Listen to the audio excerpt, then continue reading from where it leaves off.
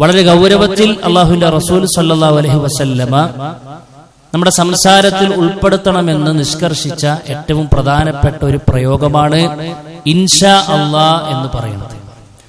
മഹാരഥന്മാരായ മുൻഗാമികളുടെ സംസാരത്തിലൊക്കെയും അത് കൊണ്ടു നടന്നിരുന്നു എന്നതാണ് മുൻകാല ചരിത്രങ്ങളൊക്കെ വിശുദ്ധ ഖുർആനിൽ പരാമർശിക്കുമ്പോൾ നമുക്ക് ബോധ്യപ്പെടുന്നത്. മഹാനായ ഇസ്മായിൽ അലൈഹി സ്വലാത്തു വസ്സലാമയെ അദ്ദേഹത്തിന്റെ ചരിത്രം ആവർത്തിച്ച് കേട്ടുകൊണ്ടേയിരിക്കുന്ന ഒരു സമയത്തു കൂടെയാണ് നമ്മളുള്ളത്. അറുക്കാൻ കൊണ്ടുപോകുന്ന ഒരു സമയം നമുക്ക് എല്ലാവർക്കും ഓർമ്മയുണ്ട്.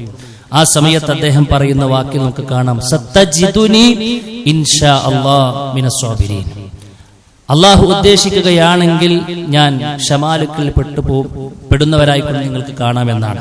മഹാനായ മൂസാ നബി അലൈഹി സ്വലാത്തു വസ്സലാം 8-10 വർഷത്തിന്റെ ആടിനെ മേക്കാം എന്ന കരാറാണ് അവരുടെ മഹറായിക്കൊണ്ട് നിശ്ചയിക്കുന്നത്. ആ കരാറിൽ ഏർപ്പെടുന്ന സമയത്തും അദ്ദേഹം നടത്തുന്ന പ്രയോഗങ്ങളിൽ വിശുദ്ധ ഖുർആൻ പറയുകയാണ്, സത്തജിദുനി ഇൻഷാ അല്ലാഹ് മിനസ് സ്വാലിഹീൻ. മഹാനായ യൂസുഫ് നബി അലൈഹി സ്വലാത്തു വസ്സലാം മിസ്റിലേക്ക് തന്റെ മാതാപിതാക്കളെ കൊണ്ടുവരാൻ പോകുന്ന സമയത്ത് അവരോട് അങ്ങോട്ടേക്ക് പ്രവേശിച്ചോ എന്ന് പറയുന്ന സമയത്തും വഖാല ദുഖുലു മിസ്റ ഇൻഷാ അല്ലാഹ് ആമിനീൻ. അവിടുന്ന് അങ്ങ് തുടങ്ങി നമ്മുടെ പ്രവാചകന്മാരുടെ എല്ലാം ചരിത്രമെടുത്ത് പരിശോധിക്കുമ്പോഴൊക്കെ എല്ലാവരുടെയും സംസാരങ്ങളിൽ നമുക്ക് കാണാൻ കഴിയുന്ന ഏറ്റവും പ്രധാനപ്പെട്ട ഒരു പ്രയോഗമാണ് ഇൻഷാ അല്ലാഹ് എന്ന് പറയുന്നത്. എന്നാൽ ഇന്ന് പലപ്പോഴും സ്ഥാനത്തും അസ്ഥാനത്തുമൊക്കെ അത് പ്രയോഗിക്കുക നമുക്ക് കാണാൻ കഴിയും. അല്ലെങ്കിൽ അതിന്റെ ഒരു ഗൗരവമില്ലാതെ എപ്പോഴാണത് പറയുക എന്നോ പറഞ്ഞാലുള്ള അതിന്റെ ഒരു ഗൗരവത്തെ കുറിച്ചോ ഒന്നും അറിയാതെ അതങ്ങനെ ഉപയോഗിക്കുന്നത് നമുക്ക് കാണാൻ കഴിയും. സുഹൃത്തുക്കളെ, ഒരിക്കലും അതൊരു കേവലം വാക്കായിക്കൊണ്ട് നമ്മൾ പരിഗണിക്കരുത് എന്നുള്ളതാണ് സൂചിപ്പിക്കുവാണ്. അതിന്റെ ഒരു പ്രാധാന്യവും അതിന്റെ ഒരു മഹത്വവും ശരിക്കും നമ്മൾ ബോധ്യപ്പെടണം. അതൊരു വിശ്വാസത്തിൽ നിന്നും പുറത്തേക്ക് വരുന്നൊരു പ്രഖ്യാപനമാണ് യഥാർത്ഥത്തിൽ ഇൻഷാ അല്ലാഹ് എന്ന് പറയുന്നത്. എന്താണ് അതിന്റെ അർത്ഥം? അതിന്റെ അർത്ഥം അല്ലാഹു ഉദ്ദേശിച്ചാൽ എന്നാണ്. ഇൻഷാ അല്ലാഹു എന്നാണ്. അഥവാ അല്ലാഹു ഉദ്ദേശിച്ചാൽ. എന്താ പറഞ്ഞത്? ഞാനൊരു കാര്യം ചെയ്യും, അല്ലാഹുവിന്റെ ഉദ്ദേശമുണ്ടെങ്കിൽ ഞാൻ എത്ര അതിനു വേണ്ടി ഒരു കാര്യത്തിന് വേണ്ടി തയ്യാറായാലും, എത്ര എന്റെ മാൻ പവറും എന്റെ അറിവും എന്റെ സമ്പത്തും ഒക്കെ അതിന്റെ പിന്നിൽ വിനിയോഗിക്കാൻ ഞാൻ റെഡിയാണെങ്കിലും അത് അല്ലാഹു ഉദ്ദേശിച്ചെങ്കിലേ അത് നടക്കുകയുള്ളൂ. പരിപൂർണമായ ഒരു തുറവി തരേണ്ടത് അവനാണ്. എനിക്കതിന്റെ പിന്നിൽ പ്രവർത്തിക്കാനേ കഴിയുകയുള്ളൂ എന്നൊരു വിനയം കലർന്ന വല്ലാത്തൊരു പ്രഖ്യാപനമാണ് അത് എന്ന് നമ്മൾ മനസ്സിലാക്കുക. അതുകൊണ്ട് സുഹൃത്തുക്കളെ, എപ്പോഴാണ് നമ്മൾ പറയേണ്ടത്? ഭാവിയിൽ നമ്മൾ എന്തൊരു കാര്യം തീരുമാനിച്ചിട്ടുണ്ടോ അത് ചെയ്യാൻ തീരുമാനിക്കുമ്പോഴൊക്കെയും നമ്മൾ പറയണം. ഇന്നലെ കഴിഞ്ഞൊരു കാര്യത്തെ കുറിച്ച് പറയുമ്പോൾ ഇൻഷാ അല്ലാഹ് അതിൽ പ്രസക്തിയില്ല. ഭാവിയിൽ നമ്മളൊരു കാര്യം ചെയ്യാൻ നമ്മൾ തീരുമാനിക്കുകയാണ്, നമ്മൾ പ്രഖ്യാപിക്കുമ്പോൾ അത് പറയാൻ നമുക്ക് കഴിയണം. വിശുദ്ധ ഖുർആൻ ഇന്ന് നമ്മൾ ഓതി വെച്ച സൂറത്തുൽ കഹ്ഫിൽ പോലും ആ ഒരു വാക്ക് വളരെ ഗൗരവത്തിലാണ് സൂചിപ്പിക്കുന്നത്. വലാ തഖൂലന്ന ലിശൈഇൻ ഇന്നി ഫാഇലുൻ ദാലിക ഗദാ. ഞാൻ നാളെ അത് ചെയ്യാമെന്ന് നിങ്ങൾ പറയരുത്. ഞാനത് നാളെ ചെയ്തോളാം, ഞാൻ ഇന്ന സമയത്ത് അവിടെ എത്തിക്കോളാം, ഞാൻ ആ കാര്യം ഏറ്റെടുത്തിട്ടുണ്ട്, അതൊക്കെ റെഡിയാകും എന്ന് മാത്രം നിങ്ങൾ പറയരുത്. എങ്ങനെ ആയിക്കൊണ്ടല്ലാതെ ഇല്ലാ അയ്യശാ അല്ലാഹ്, അല്ലാഹു ഉദ്ദേശിച്ചാലല്ലാതെ എന്നൊരു വാക്കു കൂടെ അതിന്റെ കൂടെ ചേർത്തിയിട്ടല്ലാതെ നാളെ ഒരു കാര്യം ഞാൻ പ്രവർത്തിക്കാമെന്ന് നിങ്ങൾ പറയരുത് എന്നാണ്. സുഹൃത്തുക്കളെ, ഈ ആയത്ത് ഇറങ്ങാൻ ഒരു കാരണമുണ്ട്. യഥാർത്ഥത്തിൽ മഹാനായ റസൂൽ കരീം സ്വല്ലല്ലാഹു അലൈഹി വസല്ലമയെ അല്ലാഹു സുബ്ഹാനഹു വ തആല പരീക്ഷിച്ചൊരു ഘട്ടമുണ്ട്. എന്താ അറിയോ? പ്രബോധനത്തിന്റെ ആദ്യ നാളുകളിൽ മഹാനായ റസൂൽ കരീം സ്വല്ലല്ലാഹു അലൈഹി വസല്ലമ കൊണ്ടുവന്ന കാര്യത്തെ സത്യമാണോ അല്ലേ എന്ന് പരീക്ഷിക്കാനോ, അതല്ല എങ്കിൽ പിന്നെ മുശ്രിക്കുകൾ പ്രവാചകനോട് വന്ന് പല പല ചോദ്യങ്ങൾ ഇങ്ങനെ പറഞ്ഞ് ഇടങ്ങറാക്കുന്ന ഒരു ശൈലി ഉണ്ടായിരുന്നു. അങ്ങനെ ഇവർക്ക് കുറച്ച് വെറൈറ്റി ചോദ്യങ്ങൾ കിട്ടാൻ വേണ്ടിയിട്ട് അവർ ജൂതന്മാരെ സമീപിക്കുന്നുണ്ട്. ജൂതന്മാർക്ക് അഹ്ലു കിതാബിൽ പിന്നെ അവരുടെ മുൻകാല വേദങ്ങളിൽ അറിവുള്ളത് കൊണ്ട് തന്നെ അവർ അതുമായി ബന്ധപ്പെട്ട് ചില ചോദ്യങ്ങൾ പറയാൻ വേണ്ടി ആവശ്യപ്പെട്ടു. നിങ്ങൾ മുഹമ്മദിനോട് പോയിട്ട് റൂഹിനെ കുറിച്ച് ചോദിക്കണം, അതേപോലെ തന്നെ ഗുഹാവാസികളെ കുറിച്ച് ചോദിക്കണം, ദുൽഖർനൈനിനെ കുറിച്ചൊക്കെ ചോദിക്കണം.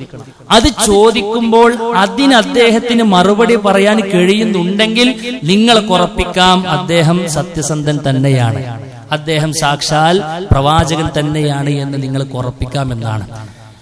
അവർ വലിയൊരു അവസരമായി കൊണ്ട് പ്രവാചകനിലേക്ക് വന്നുകൊണ്ട് ചോദിച്ചു, മുഹമ്മദേ, നിനക്കറിയുമോ റൂഹിനെ കുറിച്ച്? നിനക്കറിയുമോ അസ്ഹാബുൽ കഹ്ഫിനെ കുറിച്ച്? നിനക്കറിയുമോ പിന്നെ ദുൽഖർനൈനിനെ കുറിച്ച്? അതുവരെ നബി കരീം സല്ലല്ലാഹു അലൈഹി വസല്ലം അതിനെ കുറിച്ച് കേട്ടുകേൾവി പോലുമില്ല. കാരണം പ്രവാചകൻ സ്വല്ലല്ലാഹു അലൈഹി വസല്ലമക്ക് മുൻപ് വഹി ഇറങ്ങാത്തതിനപ്പുറത്തേക്ക് ഒന്നും അറിയില്ല. തീർത്തും നിരക്ഷരനായ, പേര് പോലും സ്വന്തമായി എഴുതാൻ അറിയാത്ത നബി കരീം സല്ലല്ലാഹു അലൈഹി വസല്ലമക്ക് വഹിയിന്റെ മുഖേനയല്ലാതെ പറയാൻ കഴിയുകയില്ല. അപ്പോ നബി കരീം സല്ലല്ലാഹു അലൈഹി വസല്ലം പറഞ്ഞു, ഞാൻ നാളെ പറഞ്ഞുതരാം എന്നൊരു വാക്യം പറഞ്ഞു. നബിക്ക് അറിയാം എന്ത്, ഇത് പ്രബോധനത്തിന്റെ, ഇസ്ലാമിന്റെ സത്യസന്ധതയെ ചോദ്യം ചെയ്യുന്ന സന്ദർഭമാണ്. എന്നെ ഒരിക്കലും പടച്ചോൻ കൈവടിയില്ല, ഇത് പറഞ്ഞ ഉടനെ തന്നെ ജിബ്രീൽ എന്റെ അടുക്കൽ വരും എന്ന ഒരു പ്രതീക്ഷയോടുകൂടെ അള്ളാന്റെ ദീന് വേണ്ടിയിട്ടാണ് നബി കരീം സല്ലല്ലാഹു അലൈഹി വസല്ലമയോട് സംസാരിച്ചത്. പക്ഷേ ഇൻഷാ അല്ലാഹ് എന്നൊരു വാക്ക് നബി പറഞ്ഞില്ല. അതിനുള്ളൊരു വലിയ പാഠം പഠിപ്പിക്കാൻ ഒരു പക്ഷെ റഹ്മാനായ റബ്ബ് മറപ്പിച്ചതായിരിക്കും. ഫലത്തിൽ പ്രവാചകൻ ആ വാക്ക് ഉപയോഗിച്ചില്ല. പിറ്റേ ദിവസം മുശ്രിക്കുകൾ വന്നുകൊണ്ട് ചോദിച്ചു, മുഹമ്മദേ, എവിടെയാണ് ഇന്നലെ ചോദിച്ച ചോദ്യത്തിനുള്ള മറുപടി? പ്രവാചകൻക്ക് മറുപടിയില്ല. ജിബ്രീൽ വന്നില്ല, നാളെയാക്കാന്ന് പറഞ്ഞു. പിറ്റേ ദിവസം അവർ വന്നു. പ്രവാചകൻ ഹദീസിൽ നമുക്ക് കാണാൻ കഴിയും 15-40 ദിവസത്തോളം പിന്നെ ജിബ്രീൽ അലൈഹിസ്സലാത്തു വസ്സലാം വഹയുമായി വന്നില്ല എന്നാണ്. പ്രവാചകൻ ആകെ നിരാശയിലായി. അടുത്തൊരു സ്റ്റെപ്പ് എനിക്ക് ചവിട്ടാൻ പറ്റാത്ത മന്ദഗതിയിലായി പ്രവാചകന്റെ കാര്യങ്ങൾ. എല്ലാവരും കളിയാക്കൽ ആരംഭിച്ചു. മുശ്രിക്കുകൾ വലിയ വായിൽ അത് ഏറ്റെടുത്തു. അവർ ആഘോഷ തിമിർപ്പിലേക്ക് കാലെടുത്തു വെച്ചു.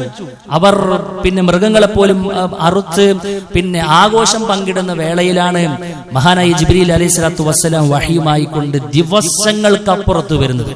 നബി കരീം സല്ലല്ലാഹു അലൈഹി വസല്ലം ചോദിക്കുന്നുണ്ട്, എന്താണ് ജിബ്രീൽ, എത്ര സമയമായി, എത്ര ദിവസമായി ഞാൻ വെയിറ്റ് ചെയ്യുന്നു, എവിടെയാണെന്ന് ചോദിക്കുമ്പോൾ ജിബ്രീൽ അലൈഹിസ്സലാത്തു വസ്സലാം പറയുന്ന മറുപടി വിശുദ്ധ ഖുർആനിലുണ്ട്, വമാ നതനസ്സലു ഇല്ലാ ബിഅംരി റബ്ബിക ലഹ്. നിന്റെ രക്ഷിതാവിന്റെ കൽപ്പനയില്ലാതെ ഞങ്ങൾക്ക് വരാൻ കഴിയുകയില്ലല്ലോ. ജിബ്രീലിന് വരണമെങ്കിൽ, ജിബ്രീലിന് അതിൽ ഇടപെടണമെങ്കിൽ അള്ളാന്റെ കൽപ്പന വേണ്ടേ? പക്ഷെ അള്ളാന്റെ കൽപ്പന അവിടെ പിന്നെ അവിടെ തടയപ്പെട്ടിരിക്കുകയാണ്. എന്തേ കാരണം? ഇൻഷാ അല്ലാഹ് എന്നൊരു വാക്ക് ഭാവിയിൽ ഞാനത് ചെയ്യാമെന്ന് പറയുന്നിടത്ത് മറന്നുപോയത് കൊണ്ടാണ്. നോക്കൂ, നിങ്ങൾ ദീനിന്റെ സത്യസന്ധത ചോദ്യം ചെയ്യപ്പെടുന്ന ഘട്ടത്തിൽ പോലും, ഉടനടി അള്ളാന്റെ സഹായം ഇറങ്ങേണ്ട ഘട്ടത്തിൽ പോലും അള്ളാഹ് കൈവിടാനുള്ള കാരണം ഇൻഷാ അല്ലാഹ് എന്നൊരു വാക്ക് പറയാത്തത് കൊണ്ടാണ്. ഇത് അള്ളാഹുവിനോടുള്ള മര്യാദയാണ് സുഹൃത്തുക്കളെ. മഹാന ഇബ്നു കസീർ റഹ്മത്തുള്ളാഹി അലൈഹി പറയുന്നുണ്ട്, ഈ ആയത്തിനെ വിശദീകരിക്കുമ്പോൾ, ഹാദാ, ഇതുണ്ടല്ലോ, ഇപ്പൊ നമ്മൾ കേട്ട സംഭവം ഉണ്ടല്ലോ, ഇർഷാദു മിനല്ലാഹി തആല ലി റസൂലിഹി സ്വല്ലല്ലാഹു അലൈഹി വസല്ലം ഇലൽ അദബി ഫീമാ ഇദാ അസ്മ അലാ ഷൈഇൻ ലിയഫ്അലഹു ഫിൽ മുസ്തഖ്ബിൽ. ഭാവിയിൽ ഒരു കാര്യം ചെയ്യാമെന്ന് ആരെങ്കിലും തീരുമാനിക്കുന്നുണ്ടെങ്കിൽ അവിടെ ഒരു അദബുണ്ട്, അവിടെ ഒരു മര്യാദയുണ്ട്. ഏതാ? അയ്യറുദ്ദ ദാലിക ഇലാ മശീഅത്തില്ലാഹി അസ്സ വജല്ല.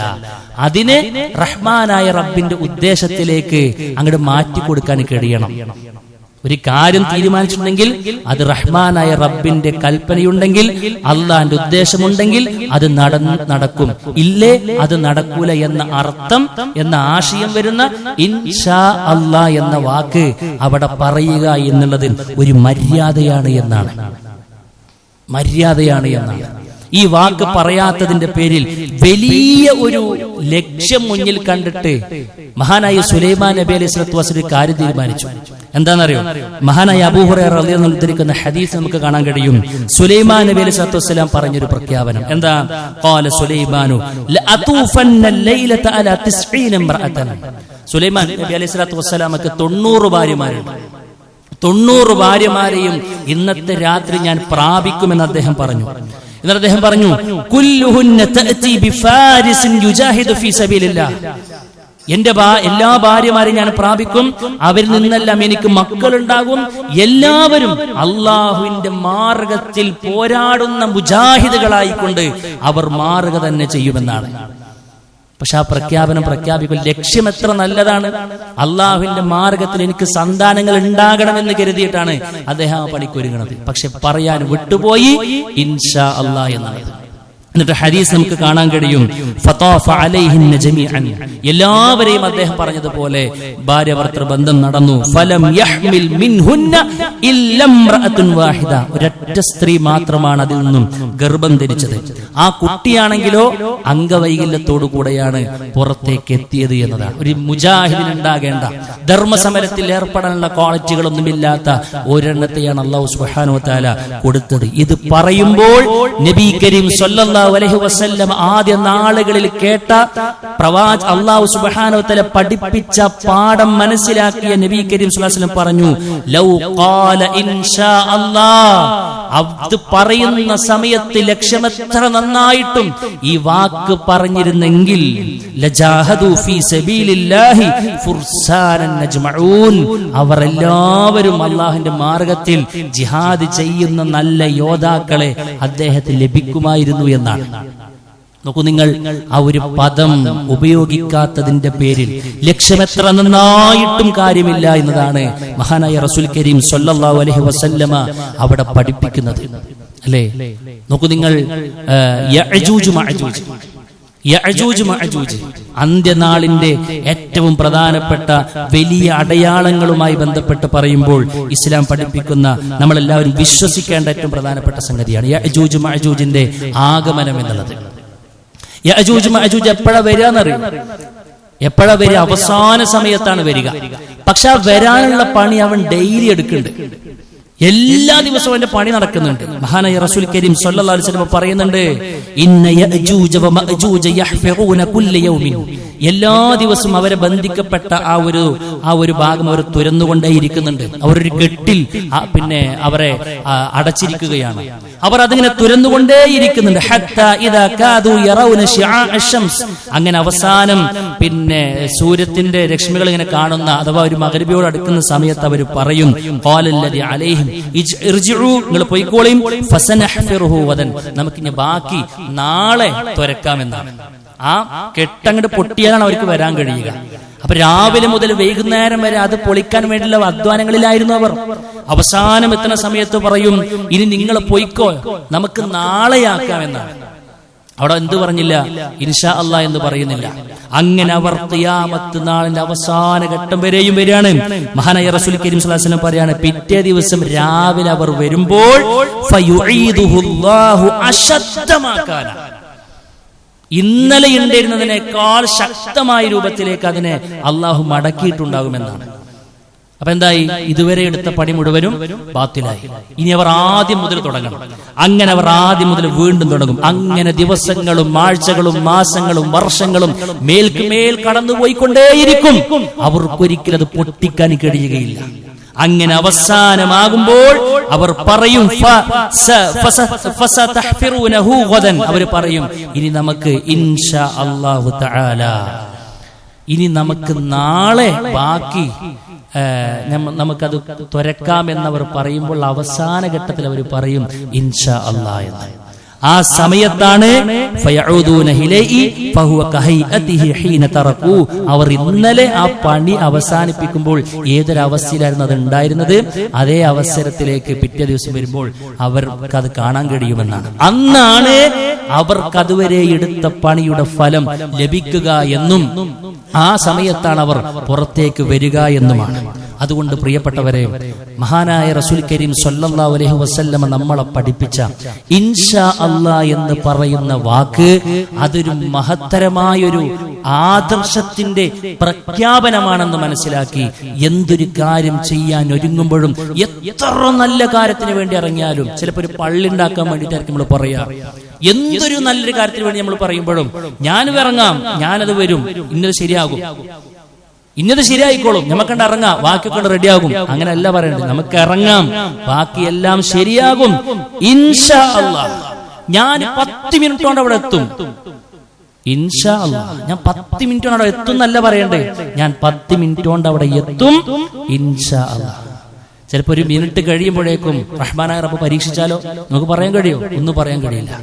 ഞാൻ അവിടെ നിങ്ങളൊക്കെ കാത്തിരിക്കുന്നുണ്ട്, നിങ്ങൾ എത്ര മണിക്ക് അവിടെ എത്തണം, ഞാൻ നിങ്ങളോട് എത്തുമ്പോൾ ഞാൻ അവിടെ ഉണ്ടാകും. പോരാ, ഇൻഷാ അല്ലാഹ്. ജീവിതത്തിൽ എവിടെയും അത് നമ്മൾ പറയാൻ മറക്കരുത് എന്നാണ് റസൂൽ കരീം സ്വല്ലല്ലാഹു അലൈഹി വസല്ലം നമ്മളെ പഠിപ്പിക്കുന്നത്. ഇനി എങ്ങാനും നമ്മൾ എന്തെങ്കിലും ഒരു കാര്യം പറഞ്ഞതിൽ നാം മറന്നിട്ടുണ്ടെങ്കിൽ ഓർമ്മയായാൽ ഉടനെ പറയണമെന്നാണ് മഹാനായ ഇമാം ഷൗക്കാനി റഹ്മത്തുള്ളാഹി അലൈഹി പറഞ്ഞത്. നമ്മളൊരു കാര്യം പറഞ്ഞു, നമ്മൾ അവിടെ എത്തിക്കോളാന്നോ അല്ലെങ്കിൽ ഞാൻ എന്റെ വകന്നെ ചെയ്തോളാന്നൊക്കെ പറഞ്ഞു, ഞാനത് ഏറ്റെടുത്തു എന്നൊക്കെ പറഞ്ഞു അല്ലേ. പക്ഷെ നമ്മൾ എന്ത് പറഞ്ഞില്ല? ഇൻഷാ അല്ലാഹ് എന്ന് പറഞ്ഞില്ല. പിന്നീട് നമുക്കത് ഓർമ്മ പടച്ചു, ഞാനങ്ങനെ പറഞ്ഞു, പക്ഷെ ഇൻഷാ അല്ലാഹ് പറയാൻ വിട്ടുപോയിട്ടുണ്ടല്ലോ എന്ന് എപ്പോഴാണോ നമുക്ക് ഓർമ്മ വരുന്നത് ആ സമയത്ത് പറയണമെന്നാണ് മഹാരഥന്മാരായ പണ്ഡിതന്മാർ പറഞ്ഞു. അദ്ദേഹം പറഞ്ഞു, ഐ ഇദാ നസീതൽ ഇസ്തിസ്നാ ഫഖുൽ ഇൻഷാ അല്ലാഹ് സവാഉൻ കാനത്തിൽ മുദ്ദതു ഖലീലതൻ ഔ കസീറതൻ. അത് കുറച്ച് സമയത്തെ ഗ്യാപ്പാണെങ്കിലും കുറേ ഗ്യാപ്പ് വന്നിട്ടുണ്ടെങ്കിലും അത് പറയണമെന്ന് തന്നെയാണ് അവിടുന്ന് പഠിപ്പിച്ചിട്ടുള്ളത്. അതുകൊണ്ട് പ്രിയപ്പെട്ടവരെ, അതൊരു വലിയ പ്രഖ്യാപനമാണ്, നാം കൊടുക്കുന്നൊരു വാക്കാണെന്ന് മനസ്സിലാക്കി വളരെ ഗൗരവത്തിൽ നാം ചെയ്യുക.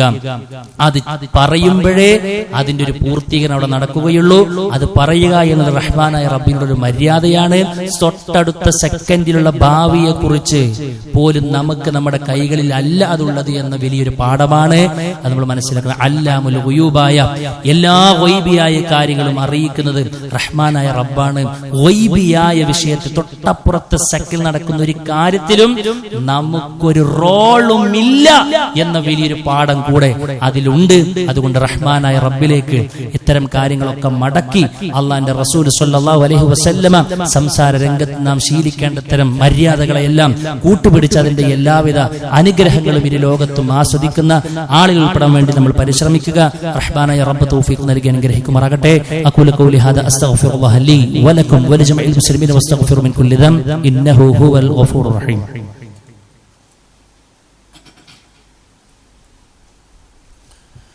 അൽഹംദുലില്ലാഹി വഹദ വസ്സലാത്തു വസ്സലാമു അലാ മൻ ലാ നബിയ ബഅദ.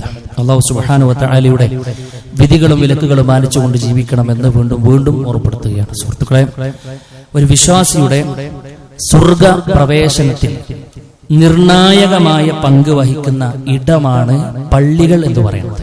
അൽ മസ്ജിദു ബൈതു കുല്ലി തഖിയ്യിൻ. എല്ലാ മുത്തഖീങ്ങളുടെയും വീടെന്ന് ചോദിച്ചാൽ പള്ളികളാണ് എന്നാണ് റസൂൽ കരീം സ്വല്ലല്ലാഹു അലൈഹി വസല്ലം പഠിപ്പിച്ചത്. കാരണം അവനക്ക് തിരിച്ചു പോകുമ്പോൾ കൊണ്ടുപോകാൻ കഴിയും നന്മയുടെ ഹസനാത്തിലേക്ക് വലിയൊരു ശേഖരം എടുത്തു വെക്കാൻ കഴിയുന്ന ഒരുപാട് അവസരങ്ങൾ അവൻക്ക് നേടിക്കൊടുക്കുന്ന ഒരു ഇടമാണ് പള്ളികൾ എന്ന് പറയുന്നത്. കഴിഞ്ഞൊരു ഖുത്ബയിൽ പോലും നമ്മൾ കേട്ടു, ഒരു ദിവസം ഹജ്ജിന്റെ കൂലി കിട്ടുന്ന ഒട്ടനേകം കർമ്മങ്ങൾ നാം പഠിച്ചു. അതിലെ സിംഹഭാഗവും പള്ളിയുമായി ബന്ധപ്പെട്ടതാണ് എന്നത് സുഹൃത്തുക്കളെ നമ്മൾ ശരിക്കും മനസ്സിലാക്കണം. അള്ളാഹുവിന്റെ തൗഫീഖ് കൊണ്ട് നമുക്ക് ഏതായിരുന്നാലും അൽഹംദുലില്ലാ അള്ളാഹുവിന് അല്പം വിശാലമായ സൗകര്യം തന്നെ നൽകിയിട്ടുണ്ട്. റഹ്മാനായ റബ്ബ് നിലനിർത്തി തരുമാറാകട്ടെ. നന്ദിയുള്ളവരാകണം സുഹൃത്തുക്കളെ നമ്മൾ. അതോടൊപ്പം തന്നെ ഇതിന്റെ ഒരു നല്ലൊരു മുന്നോട്ട് പോക്കിന് നമ്മളാൽ കഴിയുന്ന എല്ലാ നിലക്കുള്ള ഒരു പ്രാർത്ഥനയും സാമ്പത്തികമായി എങ്ങനെയൊക്കെ അതിന്റെ കൂടെ നമുക്ക് നിൽക്കാൻ പറ്റുമോ അതെല്ലാം നമ്മുടെ ചിന്തയിൽ ഉണ്ടാകണമെന്നുള്ളതാണ് സൂചിപ്പിക്കുവാനുള്ളത്. യഥാർത്ഥത്തിൽ ഒരു നാട്ടിൽ പള്ളി ഉയരുക എന്ന് പറഞ്ഞാൽ അത് നിസ്കരിക്കാനുള്ള ഒരു സ്ഥലം, തറാവീനൊക്കെ വന്നിങ്ങനെ പോകാനുള്ള സ്ഥലം എന്ന് മാത്രമല്ല, ഒരു നാട്ടിലൊരു പള്ളി ഉയരുമ്പോൾ അവിടെ ദീനാണ് യഥാർത്ഥത്തിൽ ഉയരുന്നത്, ഉയരേണ്ടത് എന്ന് നമ്മൾ മനസ്സിലാക്കുക. യഥാർത്ഥത്തിലുള്ള അഹ്ലു സുന്നത്തി വൽ ജമാഅത്തിന്റെ ആശയങ്ങളും അതിന്റെ ആ ഒരു ആദർശങ്ങളും എത്താത്ത ഒട്ടനേകം സ്ഥലങ്ങളും ഇടങ്ങളും നമ്മുടെ കേരളക്കരയിലുണ്ട്. അൽഹംദുലില്ലാഹ് ഇന്ന് അതിനുള്ള സാഹചര്യങ്ങൾ അഥവാ യഥാർത്ഥത്തിലുള്ള ഇസ്ലാമിന്റെ ആദർശം നമുക്ക് എത്തിക്കുവാനുള്ള നെട്ടോട്ടത്തിലാണ്. അത് മനസ്സിലാക്കിയ ആദർശ രംഗത്ത് പ്രബോധകന്മാർ അഖിലവും. നമ്മൾ മനസ്സിലാക്കേണ്ടത് ഏറ്റവും കൂടുതൽ നമുക്ക് കൂലി കിട്ടുന്ന ഒരു ഏരിയ എന്ന് പറഞ്ഞാൽ ഏറ്റവും കൂടുതൽ ആളുകൾ എവിടെയാണോ പങ്കെടുക്കുക അവിടെ ഒരു പള്ളി വരുമ്പോൾ സ്വാഭാവികമായിക്കൊണ്ട് ഇതിന്റെ കൂലി ഇരട്ടിക്കുമെന്നതിൽ യാതൊരുവിധ സംശയവുമില്ല. അതുകൊണ്ട് പ്രിയപ്പെട്ടവരെ, നമ്മളെ സംബന്ധിച്ചിടത്തോളം ഇന്ന് വലിയൊരു അവസരം നമ്മളെ തേടി എത്തിയിട്ടുണ്ട്. എന്തെന്ന് ചോദിച്ചാൽ, തിരുവനന്തപുരം ജില്ലയിലെ പിന്നെ തിരുവനന്തപുരം കൊല്ലം റൂട്ടിൽ ആലങ്കോട് എന്ന് പറയുന്ന സ്ഥലത്ത് ഹൈവേയുടെ സമീപത്തായി ഒരു 10.25 സെന്റ് സ്ഥലം അവിടെയുള്ള പ്രവർത്തകർ വാങ്ങാനുള്ള തീരുമാനത്തിലാണ്.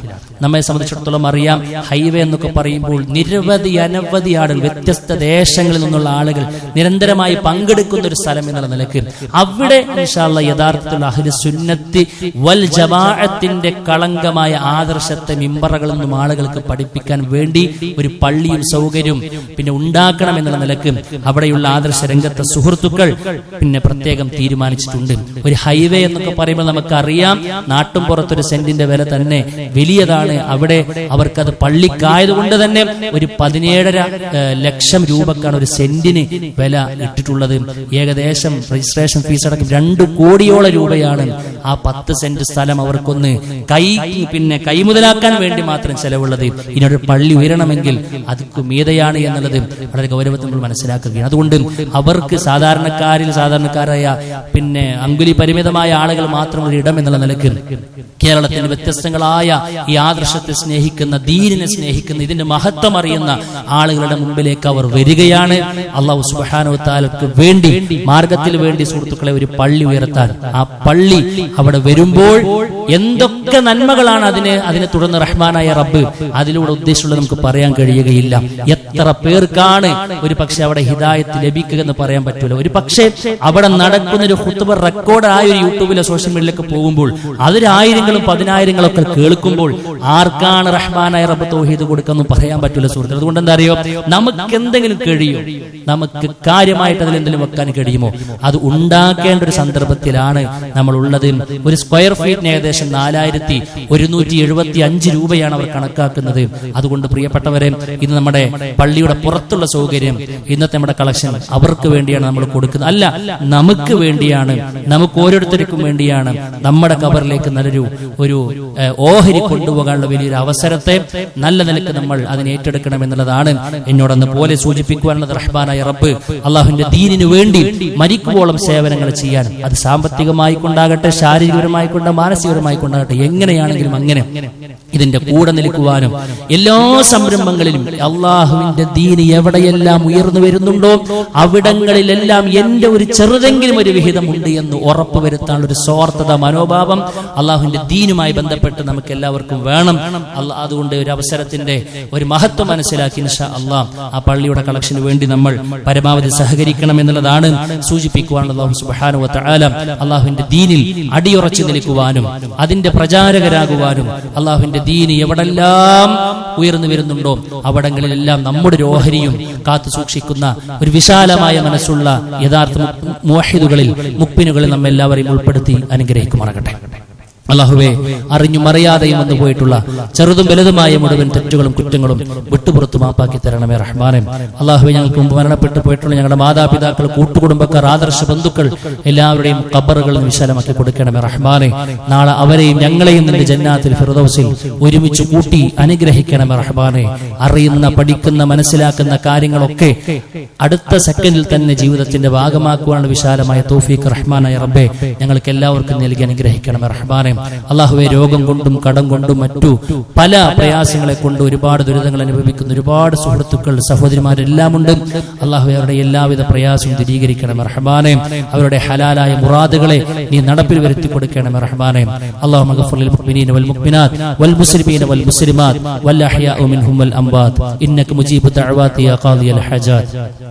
اللهم أجرنا من النار، اللهم أجرنا من النار، اللهم أجرنا من النار. ربنا تقبل منا إنك أنت السميع العليم وتب علينا إنك أنت التواب الرحيم. آمين آمين برحمتك يا أرحم الراحمين.